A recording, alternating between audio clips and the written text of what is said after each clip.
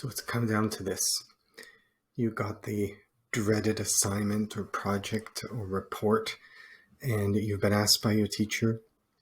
I want to see that you've done some good research. Maybe your teacher's told you to access academic resources. Maybe your teacher has said, don't just Google things. And maybe you've even specifically been told, don't want you using Wikipedia for this assignment.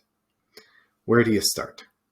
So this video is designed to show you exactly where you can start and what resources we have available to you to help you tackle that research report, essay, assignment, project, that sort of thing.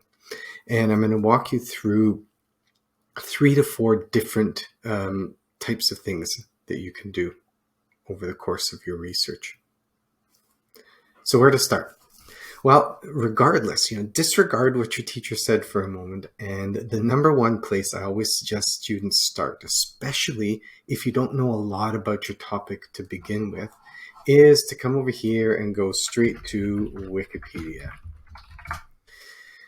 And there's a lot of reasons for this. And for one reason, let's imagine you're doing a science report and you want to look up time travel. So there's a couple of reasons why Wikipedia is a great place to start. Number one, Wikipedia has actually been shown to overall be fairly accurate. And so if you don't know a lot about the topic that you're researching, Wikipedia might give you a sense for exactly what you're doing, what the topic is, and that sort of thing. Another reason is for the very end of the Wikipedia page, which is where you will often get links to references which could actually become very invaluable to the report that you're writing. So, but perhaps some of these people. Here's 2 very famous scientists. So I could click on this link and it will take me directly, oh, not that one, that's not helpful. I could click on, where were we here? There we go, that link. That's a little bit better. And there you go. It will take me to information directly from the PBS source on an interview with Carl Sagan. It doesn't get any better than that, right? That's something that you could actually use as a resource. Same thing here, maybe I want to learn a little bit about what Stephen Hawking had to say about chronology protection. Ooh. So I could click on that and I would get access to the PDF, which has the information on an actual source, a resource, a journal, coming from a journal, an academic source on information about the topic that I'm looking for. So even if you're not allowed to use Wikipedia and your teacher forbids you from using it, it could still be a good starting point for A, understanding what your topic is about, and B, actually finding academic sources and resources for it. The other thing I want to point out from Wikipedia is at the very top of the screen. So there's a couple of important things that you should always kind of keep an eye out for. One is this little lock icon that says this article is semi-protected. And the lock icon generally means that you can have a bit more faith that the article hasn't been tampered with. You've probably heard of stories of, Wikipedia pages being taken over and filled with disinformation. So the lock icon actually helps to prevent that sort of thing. The other thing that you can do is you can look at the Talk tab. And the Talk tab will show you information about what edits have been made to it and what comments people have made about this particular Wikipedia page. It also gives you some really information about how important this Wikipedia page is to a number of different topics. So this is, rated as important to topics on physics and time and science fiction and philosophy, which is, let's face it, that's what time travel really is about. This one also is a great caution because it tells you whether an article is widely accepted or whether it's considered controversial. Obviously, anything about time travel, given its hypothetical nature, would be considered controversial. So this is always a handy area to get some more information. Sometimes you'll see that an article has been trusted or has been highlighted, and that's always very useful as well. Let me think of something that might have been highlighted. Let's say you're doing for philosophy class or history class, you're doing something on Julius Caesar. So here you can see there's that lock icon. For those of you who sometimes prefer to have things read to you, there's also that listen icon, which is helpful. But if I go to the talk, oh, there we go. So it was also a former featured article, which means that it's met some criteria. It was often featured on an article page and that sort of thing.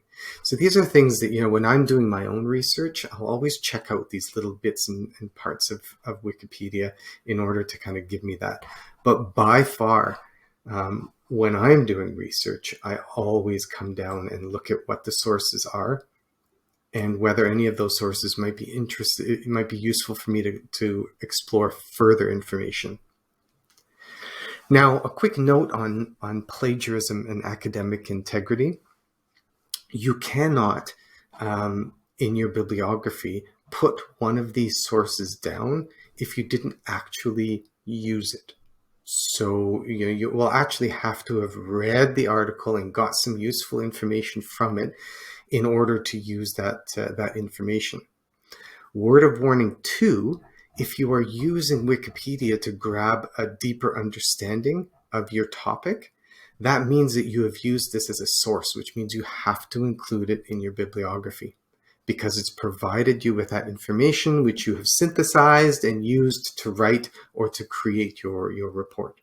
So if you access Wikipedia, you should include it. And if you want to use some of these sources, you can't just use this to pad. You can't just use these at the bottom to pad your bibliography. You actually have to consult those sources to get information from it.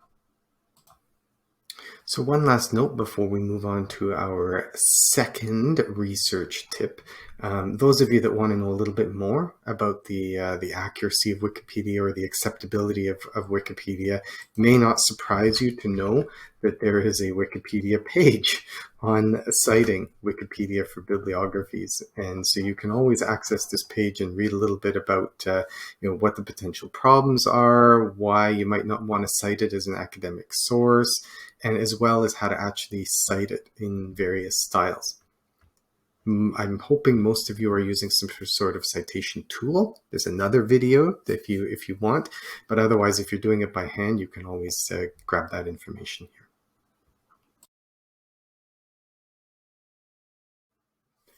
Now for research tip number 2. Let's say you've been asked to research a current event, or you are doing research where you want to do a broader web search. What websites do you use? Where do you get your sources of information? That's what brings us into step 2. And there's a couple of points to be made here. Number 1, generally you want to avoid bloggers. I have nothing against bloggers. The problem is that generally it's a lot harder to verify the accuracy of both the author, the credibility, as well as the information that's being given to you. You want to find a vetted source of news. The other source that you typically want to avoid is Twitter.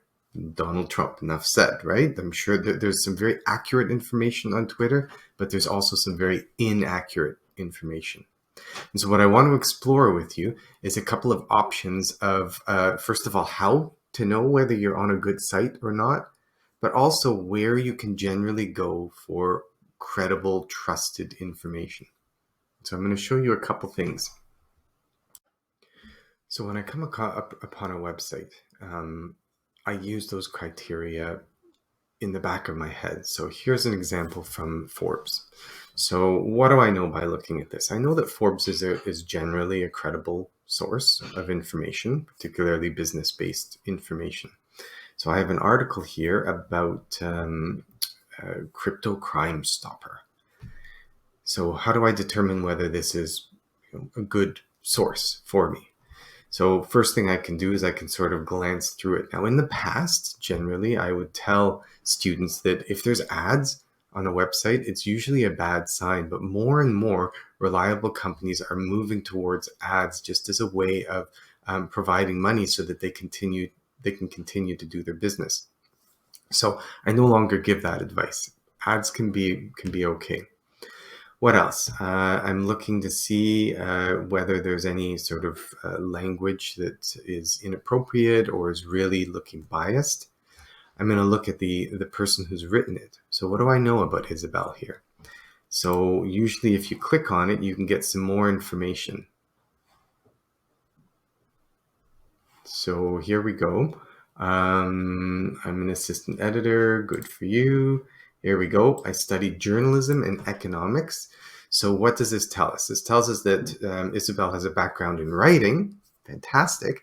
And also a bit of a background in economics. That does not make her an expert. So I would hope that the article would cite people that are more considered experts on the topic rather than just giving her own opinion.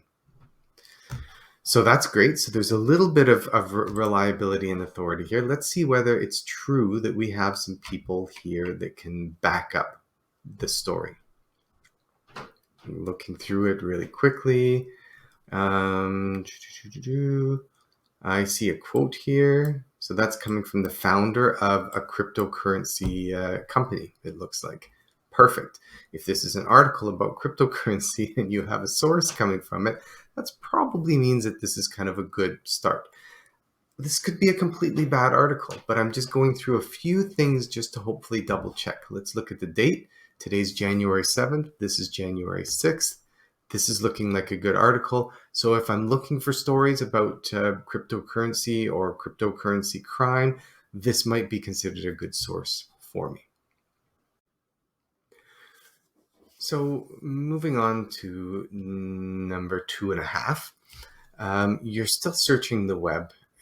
You want to avoid certain things like blogs and Twitter and things like that. But let's say you want to stick with some trusted, reliable sources. Those are still, you've got magazines, e-zines, newspapers, things like that. Those are often good sources of reliable information. There's still a few things that you want to watch out for. If you go to a trusted source like, Forbes, CBC, Toronto Star, Globe and Mail, those types of places, you still want to make sure that the article that you're getting is reliable and you want to know some background information about it. First thing, just because it's in a newspaper does not mean that it has gone through rigorous fact checking and is true. In fact, and I have CBC up here because I find that they're often the most guilty of this in my experience, is presenting opinions and first-person reporting. And it's perfectly acceptable to present your opinion in a newspaper or to give a first-person account, but that is very different than an article that has been properly fact-checked, that is balanced. In fact, usually an opinion by its very nature is something that has some controversy to it. So you actually want to avoid first person and opinion pieces. The second thing you want to realize is that just because this is coming from a news source does not mean that it is factual and that it is unbiased. In fact, most news sources nowadays do have some bias in them. I often like to jump into this website called Media Bias Fact Check, which I find is really helpful as a quick view. And so what I did was I set up some of the biggest, at least where I come from in Canada, some of the biggest news agencies. And then as well as I threw in Fox News as one of those controversial ones at the end. So let's have a quick peek. We'll start with the Toronto Star. The Toronto Star is a great newspaper. It's in my school. I jump in here into the media bias fact check. And the first thing it will tell me to do is whether it's in the middle. The middle means that it's not biased. It tries to present things in an unbiased manner, looking at both sides. Then you've got something that goes more towards the left and more towards the right. Without going into what that means, essentially what it's saying is that their reporting is biased. What else can we look here? Factual reporting is also very helpful here. So how is it that the Toronto Star is biased but factual? How is that possible? What that generally means is that when you read an article, the facts that are being presented are true facts. They're not making them up. They're not embellishing them. However, they can choose what to report, or they could also choose what slant to put on things. You can report the same event in many different ways. You can also choose to report an event or not report an event. And by looking at the coverage, you can sort of determine what an organization is doing. An example, here's two headlines. Protesters block traffic and prevent or slow down hospital access. That could be one headline for a protest that's occurring. Another headline might be, protesters are fighting against corrupt hospital management and long wait times. Same event, same protest, different viewpoint. And one viewpoint might be leaning one way, might be viewing the other way. Whereas what you want is an article that says, here's the good things that the protesters are doing, here's the bad things that the protesters are doing. The other thing is choosing what events they wish to report on. If you report only on good hospital news stories, then you're going to give the public a certain opinion about hospitals. If you report only on the bad hospital news stories, you're going to give the public, right? And so what this says is that the Toronto Star, when you look at the reporting, it's going to be factual, but chances are they're going to be pushing you towards one end of things. They might be bringing in experts on one side of things. They might be reporting more on one side of things. So CBC is another news source. Again, they have a bit of a bias to them, but their factual reporting is high. Notice the bias here has all been to the left. If I jump over to something like the Toronto Sun, now I've got a bias on the other side of things. Still mostly factual. That means that you're going to have, some things that perhaps you need to look a little more carefully at, look for opinions, things like that. And then you have something like the Globe and Mail, which is somewhere here. I think out of all of them that we looked at, it's probably the closest to the center and still has factual reporting. So this is always a great source. I did promise you a quick glimpse into Fox News for those of you that are interested. And you can see that they are definitely skewed to one side, and they have stories that are very mixed in factuality. So the last thing I want to tell you is that, at our school, Newmarket High School, we do have access to newspapers. And this can be a great way. And it's, in the past, it was always a physical newspaper. Now you can still browse through the newspaper, but you can also look and do searches. So if you have a report to do on suicide and you want some information about suicide, you can just come into the search, go down to advanced search, and you can look for information on suicide or teen suicide or suicide related to something. And you can also set your date range. So for all time, I would like some information about suicide, please and thank you. And so I can do the search, and it will come and show me all of the articles, and then I can start to pick and choose the ones that is it about suicide bombing? Is it about mental health and suicide? Is it about a particular event that occurred? Or is it about, things that are helping or trying to reduce suicide that may or may not be working?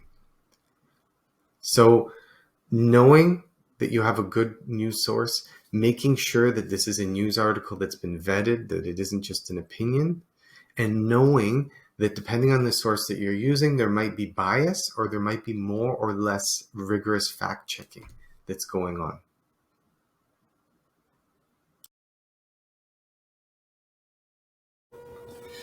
So let's move on. to the third source of research that you might use. So let's say that your teacher is asking for scholarly sources, or perhaps you're doing a grade 11, grade 12 university prep, and you know that you need sources that for sure are reliable. You can still find those sources just by doing searches on the web and looking up for journals or websites on your own. But a lot of those journals and articles have been collected together under databases. And high schools, like the one that I work with, have some of those databases available to students. Universities also have databases, but the collection of journals that they would have under them is far more robust than what we would have at a high school level. At my high school right now, we have really available 2 databases and 2 encyclopedias. So encyclopedias are great for in-depth information about more generalized topics. You want to know what cognitive psychology is or what time travel is. They'll have some good entries for it. But if you're looking for more specific information or more up-to-date information, or even information that involves some experimentation or research to it, then you really want to jump into the databases. As I said, the 2 that we have available, one is called EBSCO and one is called Gale. And I'm going to walk through both of those with you over the course of this. So first, Britannica. Britannica is ultimately an encyclopedia, but I just wanted to show you how well it was laid out and how easy it is to use. So we're in high school here. I'm going to click on high school, and it's going to come up with an interface which is basically searchable. So let's say I was in class, they had a lesson on mitosis. I didn't quite understand it. I want a little bit more information. So I type in mitosis, and it's going to come up with connected information. So obviously the first item here is perfect. I click on it. I have a video, I have an image, another video down here, information about how mitosis works. Images and videos are also collected separately on another tab. And then it's going to link me to related articles. So things that might be related to the topic that I was looking at. So for example, cell division. So that's a nice, simple interface, but you'll see that the information that we had was fairly limited. It explains the concept, it gives us a few links, but that's pretty much the end of it. So that is Britannica, or an encyclopedia in general. All right, so we're in the big leagues now. So you've decided that you've done your web searches, your teacher or yourself, you want more scholarly work, you've got to come to the databases. So you come to our first one here, Gale, and it is much more complicated. I won't teach this to students until they're in grade 11 or 12, just because of the number of articles, as well as the level of reading difficulty that come in this. These are often academic articles that you're going to have to sift through. So the first thing you come to is a little bit of a more complicated interface, right? So what we've got here is a ton of different icons, and I don't want you to be overwhelmed by these. So what they are is, the very first one here is sort of a general search that you can make that will look through databases on all different topics, science, business, computers, all those sorts of things. But if you know that you want to do a more narrow search, this is for your biology class, then you can access particular databases. I'm interested for my health class. I have to do some research. Science, computer science, business. So these searches in here will narrow it down to just those journals, just those collections of articles that are related to business. So let's say that we need a topic. What have we done? We've done science. Let's do business. I saw business somewhere here. There we go. So you click on it, and it will take you into a really quite a simple search that is going to only look at business journals. So remember what journals are, is journals are a collection of articles written by scholars, written by people who are experts in the field. And these journals are for the most part vetted, which means that if I write something and I want it to go into the journal, other people who are experts in the field need to kind of check off on that article and say that it's at an acceptable academic level. So what's a good, I'm in an international business class and I've been asked to look up US and China relations. Let's do China. All right. So look at that. I've got China-US relations. I've got China-US relationship. I've got a few other options here that I can look at. Let's just grab the first one. And wow, look at that, overwhelmed. So what have I got here? I have about 167 different academic journal entries that I can sift through. 1,366 magazine articles that are somehow related or reference the topic, 415 books, 17,000 news articles, and, throw in 3 videos as well, just to round it all off. Now, that doesn't mean that all of these are going to be directly related to what you are researching. It's only as good as your search. And so I bet you I'm going to get some things that don't match up very well. So I'm looking at Canada-US relations. Oh, look at that. Wonderful. So do you see this? Peer-reviewed means what I just said, that experts have reviewed this. It's not just some person going off on a rant. People have reviewed it. I can look at the date right off the bat. If I want to know about China-US relations, I don't want this to be from 1990. I want it to be relatively recent. These all are great for recency. I can look at the title and the first few lines just to see whether that's actually what I was searching for. So look at this, confrontation looms. This looks perfect. Okay, this is what I want. So I come to this page. Again, I'm going to want to do my due diligence. Remember, we talked about crap and real. You still want to make sure that it's going to be relevant, right? So what is this journal, the Cato Journal?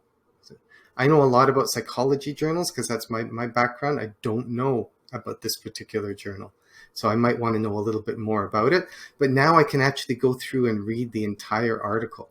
I can download the article, I can print it, right? I have all those options available to me. I can also listen to the article. I don't know if you can hear the article, but I can now start to hear the article. So there's a lot of neat versatility here. So you read through it, you like it, you jot down some notes, you want to use it in your particular report. Again, don't forget, you have to cite your sources. The nice, beautiful thing about most databases, Gale included, is that they will basically give you the citation that you want to use. In the case of Gale, they throw it at, there might be a link up here somewhere. I don't see it, but at the very end of your article, look at that. So you can choose what citation format you want it in, and it's given to you right here. You can also, if you want, export the citation to Google Drive, EasyBib if you're using that, or ZBib, Zotero. And then again, at the very end, you also have some links that might be great for similar articles. And there you have it. I can go back to my results, look up another article. Oh, there's the cite button I was looking for. See, really nice and easy to use. So again, some of these are going to be relevant, some of these are not. You still want to make sure that you're getting things from respectable magazines as best you can. So if you know the place, or you click on the place to get more information, you want it to be something that you're probably not interested in brief articles. I like the fact that they have word counts. 43 words is probably not going to do much for me. I want something that's manageable. That also helps you avoid things that are too long. You might not have time to read multiple articles of 4,000 words, right? So this gives you some options for what to look at. I don't use the videos, I'm not part of the video generation, so I don't use it very often. But yeah, actually, it's not bad. These are a little more dated though, right? So that might not be something you're looking for. And then news sources, again, be careful where you're getting your news from. And that's that. right? I could have made this exact same search using the more general database. What was my wording? China-US relations. And what I get here will be far broader. And that may be a good thing and it may be a bad thing, but it's going to give me information from law. What else might it be? Paper and studies, AEI paper and studies, Asian perspectives, information about presidents and prime ministers, political science. So it's a much broader list of journals that you're looking for. You can always do advanced searches with these things if you're looking for a particular type of document or you want to kind of narrow it down. You're more than welcome to do that. Advanced searches are more of an advanced topic that's covered in a different video. This is just an overview.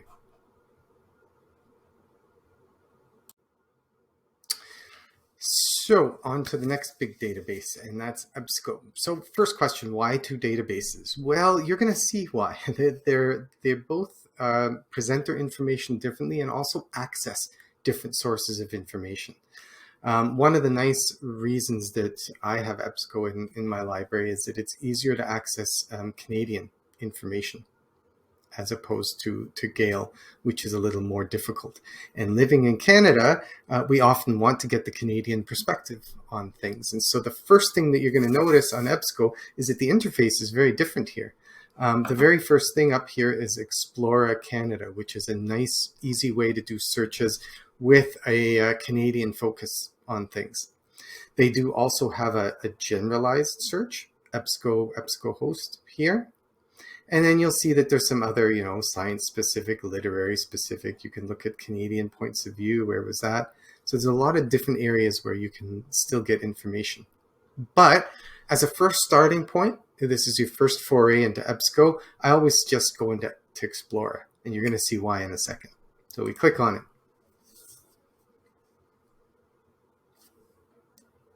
So right away, very different interface, much more friendly. I don't know if I want to say friendly because academics would prefer the other interface. But here you've got kind of like hot topics that are highlighted for you. So if you're just looking for random information, they've got some nice topics of the day that are up here.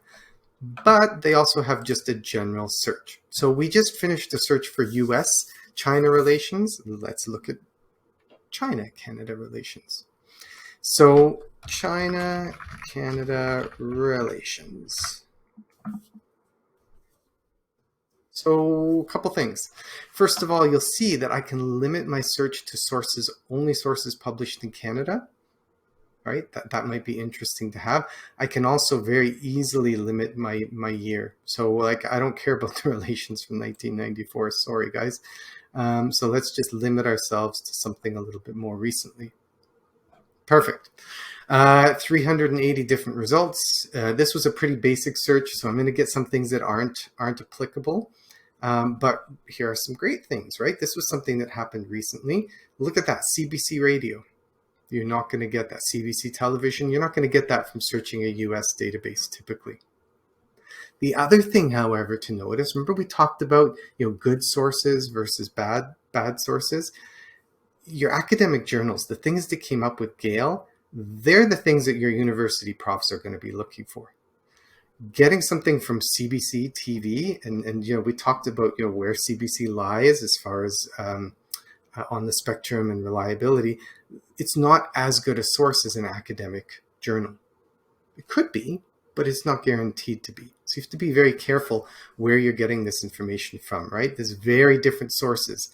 Quebec Express, CBC Radio, but really good topics here, right? The two gentlemen that were recently released from China, an article about Canada-China relations in general. So these are all great articles that you might pull up. And if I click on one of them, it's going to come up with the text. This one isn't particularly user-friendly, but I can definitely read through it. It has the information that I need there. There are some tools that will allow me to link the article, save the article, and of course, there's our ever favorite citation tool, which will show me how to reference this in all of the different formats. I don't think this is quite as user-friendly, this piece of it, but ultimately all you care about is just grabbing the reference that you need and throwing it into the area that you need it from. Okay, so that's pretty simple. I can go back, I can do my search again, and all that wonderful stuff. Let's go back to my results list. Let's find another one that may be CBC radio. That would be nice. What else might be a nicer format? Hamilton Spectator. Interesting. That's a little bit nicer formatting. So let me give you that same search back in Gale for a second. Canada-China relations. Oops, would be helpful if I could type properly. Not nearly as many, but we are getting some good peer review. This is excellent. Issues in Canada-China relations. It's a little dated though, right? Look at that. Look at the difference in information you're getting. The information is probably top-notch in quality, but Canada-China relations on the global scale is not such a big thing. Sorry, and that's where the database from EBSCO really comes in handy.